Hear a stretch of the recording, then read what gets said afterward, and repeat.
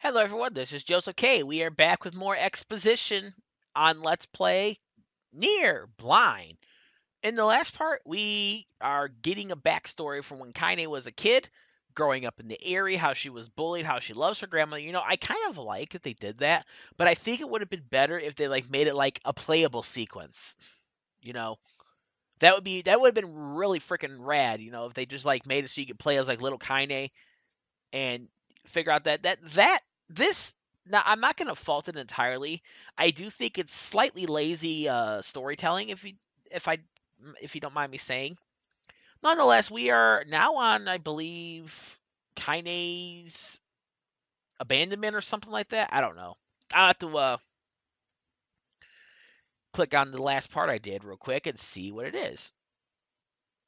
All right, so I'm back, and it's Kaine's dream separation. So my guess is what we're doing here is what was going on with Kainé when she was petrified. But here we go. Kainé listened to the sound of crackling firewood and stared at the black object on her plate. She'd been pushing it around the wooden disc for a good 10 minutes, ignoring the bemused stare of her grandmother. Finally, she summoned her courage and gave the object a brief sniff. A sharp, bitter scent flew up her nostrils and made its home there, causing her face to twist with disgust. Grandma, I can't believe you want me to eat a bug. The old woman threw some more wood under the cooking pot and snorted. It's no bug, you fool girl. It's a berry. Why in the hell would I be feeding you bugs? Yeah, well, it sure looks like a bug, said Kainé, and I think it's burnt or something because it smells terrible. With that, Kainé held her nose and threw the berry in her mouth, chewing it as little as possible. Oh, yeah, that's terrible, all right. Why, you little brat, laughed the old woman. Look at the sass on you. You've been spending too much time with me, and that's a fact. 5 years had passed since the moment when Kainé's grandmother saved her from the bullies. As is often the way with two stubborn people, the relationship had grown in fits and starts, but moved forward all the same. Meals that used to be somber affairs were now filled with laughter and hurled abuse in equal measure. Kainé could not remember a time when she had been happier. As the years went by, Kainé started to shoulder more and more of the daily responsibilities. Her grandmother's legs grew weaker by the day, as she could no longer do many of the chores she used to take for granted. And so this morning found Kainé lacing up her work boots with a breakfast of burned berry rolling through her belly. Where are you going today? Asked Grandma suddenly. Kainé looked up, surprised. The old woman rarely asked for specifics anymore. Well, I was going to check out the kelma trees to see if they were right. I thought we could make some jam or something. Oh, and I'm going to pick up some flagstones, so I need to take the wheelbarrow. Flagstones? What in the hell for? Kainé stared at her grandmother, then held out an arm and swept it around their home. Constructed mostly of cloth and rope and rubble, the old place sagged like a boxer in the final round. Grandma, a dying cat could chew through this house. I'm going to build a stone wall so we have some protection. The old woman laughed, exposing her toothless grin to the world. God damn, girl, if a bunch of thieves want to ransack this old place, let them come. We got nothing worth stealing anyway. I'm not worried about thieves. I'm worried about shades. People saw one west of the village yesterday. The old woman tilted her head and stared at her granddaughter. Well, shoot. I don't know why you have to do it today. We can worry about it some other... Grandma, no. If I don't go to the kelma trees, we won't eat tonight. You know that. A confused expression passed across the old woman's face, and for a moment she was a small child lost at a carnival. Yes, she said after a little bit. Yes, of course you're right. I'm sorry, Kainé. Lately it seems my mind is... She didn't finish her thought. Instead, walking over to her nightstand and gently taking the wreath of lunar tears from the drawer. The flower petals had aged to a brilliant whiteness, and Kainé thought it was more beautiful now than the day she first received it.